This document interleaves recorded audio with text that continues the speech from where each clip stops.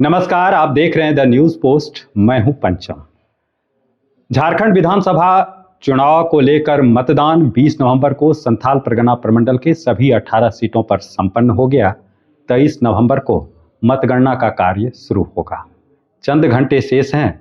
फुर्सत के पल में प्रत्याशी भी जीत हार का आकलन कर रहे हैं। इस सब के बीच हम बात करेंगे शिकारीपाड़ा विधानसभा क्षेत्र से झारखंड मुक्ति मोर्चा के प्रत्याशी आलोक सोरेन के पिता नलिन सोरेन से।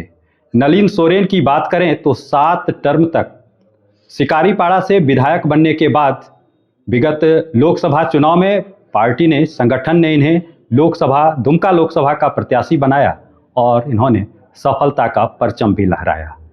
एक पुत्र की सफलता पर पिता को काफ़ी खुशी होती है। हम बात करेंगे इनसे। इस बार आपके पुत्र आलोक सोरेन मैदान में थे, 7 टर्म तक आप विधायक रहे। पुत्र की जीत के लिए पिता को कितना पसीना बहाना पड़ा है? देखिए, पसीना तो ज़्यादा नहीं बहाना पड़ा क्योंकि तुरंत ही पार्लियामेंट का चुनाव हुआ, इसलिए ज़्यादा पसीना का आवश्यकता भी नहीं हुआ, न बहा।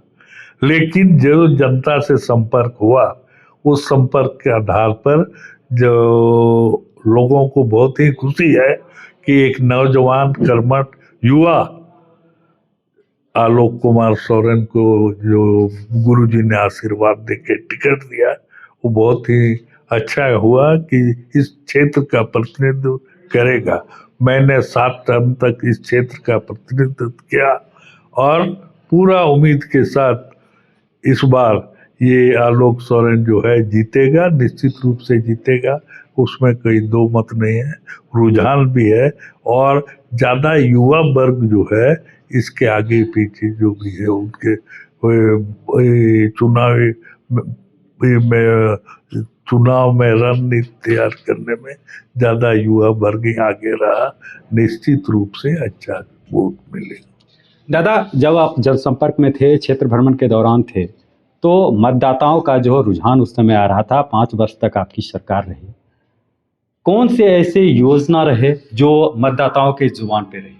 देखिए, मतदाताओं के जुबान में देखें कि एक तो हुआ आपका आबो आवास भी, जो प्रधानमंत्री आवास था। प्रधानमंत्री ने इस क्षेत्र का गरीब लोगों के लिए जो प्रधानमंत्री आवास दिया था, उसका पैसा बंद कर दिया। इसी सोच के आधार पर माननीय हेमंत सोरेन और गठबंधन की सरकार ने आबो आवास जो निर्माण करने का योजना चलाई, जिससे लोगों को बहुत ही लाभ मिला। उसके साथ साथ जो बिजली बिल का जो माफ़ी हुआ, बहुतों का था 80-90 हज़ार तक था, जहाँ तक मुझे मालूम है सभी माफ हुआ। इसमें भी खुशी है लोगों को। और सबसे ज़्यादा महिलाएं जिसकी उम्र 18 वर्ष से 50 वर्ष उनको जो मैया सम्मान योजना के तहत में उनको जो सम्मान दिया गया 1-1 हज़ार रुपया प्रति माह और 3 टर्म तक मिला। और इसके बाद भी हेमंत सोरेन ने कैबिनेट में अगले दिसंबर से 2500 करके होगा, जिसके चलते बेटियां बहुत खुश है और चुनाव में जो मैंने देखा बहुत उत्साहित होकर के सभी उस उम्र के बच्चे बच्चियां या महिलाएं एकदम आगे आकर के मत दिए। कल इस समय तक तस्वीर स्पष्ट हो जाएगी, सरकार कौन बनाने जा रहा है। आज की रात को कयामत की रात कहते हैं, कैसे गुजरेगी दादा? देखिए, सरकार तो कल निश्चित रूप से जो चुनाव का रिजल्ट आएगा उसके आधार पर निश्चित रूप से पुनः महागठबंधन की सरकार होगा, जिसका नेतृत्व हेमंत सोरेन करेंगे।